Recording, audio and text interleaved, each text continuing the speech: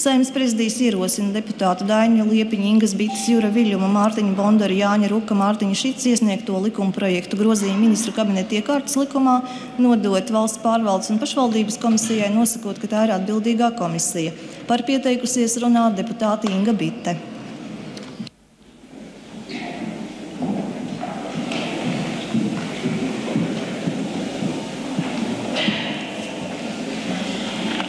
Godātie kolēģi, saskaņā ar mēdījos lasāmo informāciju mēs saprotam, ka ministru kabineta izveidošanas process ir iegājis finiša taisnē, un ministra prezidenta amata kandidāts ir, jāsaka, nevis atbilstoši Satversmei izraudzījies, bet akceptējis izraudzītos ministru amata kandidātus.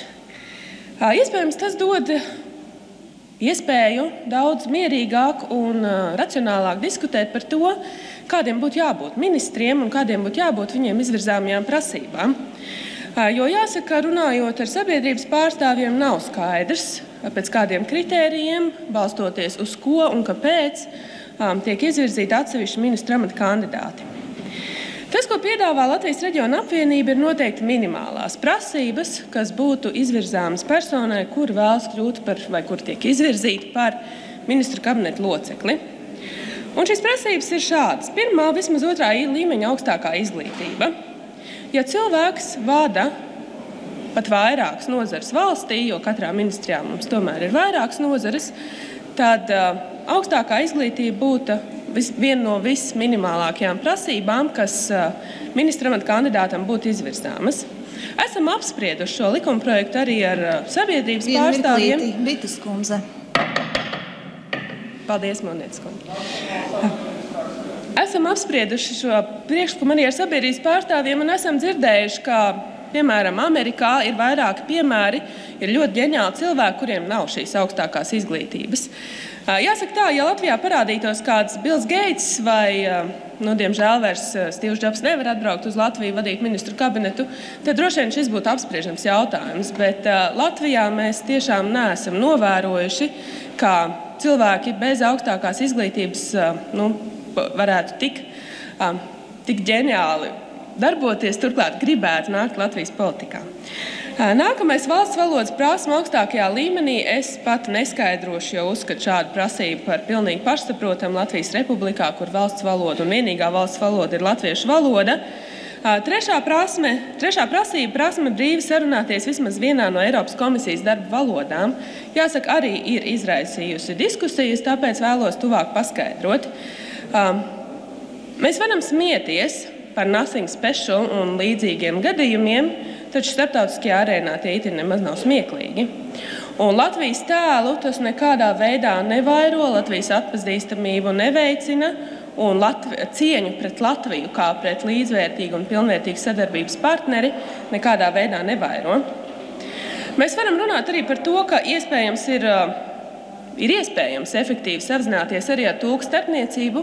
Galvenais, lai cilvēkam ir harizma, līderu dotības un spēja šim tulkam, acīm redzot, izskaidrot, ko viņš vēlas pateikt, var jau būt, ka arī sarunās pie kafijas pauzes, nerunājot par oficiālajām runām, var kaut kādā veidā sazināties ar tulku palīdzību, bet ir vēl viens jautājums, kas būtu šajā kontekstā apsverams, vai cilvēks, kurš nelasa literatūru ne angļu, ne franču, ne vācu valodā, tiešām var pārzināt jomu, kurā viņš strādā, pilnvērtīgā un pietiekamā līmenī, vai arī šī literatūra, dažādi zinātniskie raksti, publikācijas, viņam tad tiek tulkoti.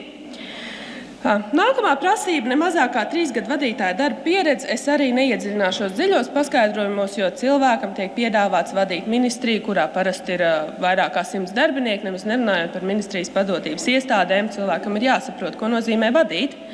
Un pēdējais šajā sadaļā motivēts redzējums par attiecīgās nozares attīstības stratēģiju un tās realizācijas plānu, jāsaka, ir tas, kas ļoti, ļoti pietrūkst esošai vai potenciālai, man grūti to nosaukt par jauno valdību, jo tajā ir tikai 3 jaunas sejas, bet tomēr šeit topošajai valdībai. Mēs nedzirdam publiskajā telpā ministru kandidātu redzējumu un attīstības stratēģiju viņu potenciāli ieņemamai nozarei.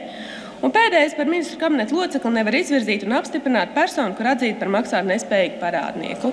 Ja persona nav varējusi tikt galā ar savu līdzekļu pārvaldīšanu, tad ir vairāk kā naivi cerēt, ka tā varēs tikt galā ar valsts līdzekļu pārvaldīšanu. Kolēģis lūdzu atbalstīt šī likumprojektu nodošanu komisijām.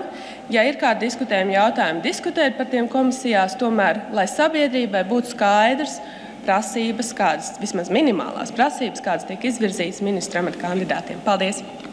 Paldies! Vai deputātiem ir iebildumi par likumprojekta nodošanu komisijai? Deputāti, lūdzu balsojumu. Lūdzu zvanu. Balsosim par likumprojekta grozījumu ministru kabineta iekārtas likumā nodošanu valsts pārvaldes un pašvaldības komisijai, nosakot, ka tā ir atbildīgā komisija. Lūdzu balsošanas režīmu.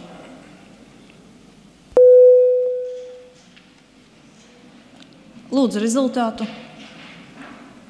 Par 32 pret 16 atturas 34 likumprojekts komisijai nav nodots.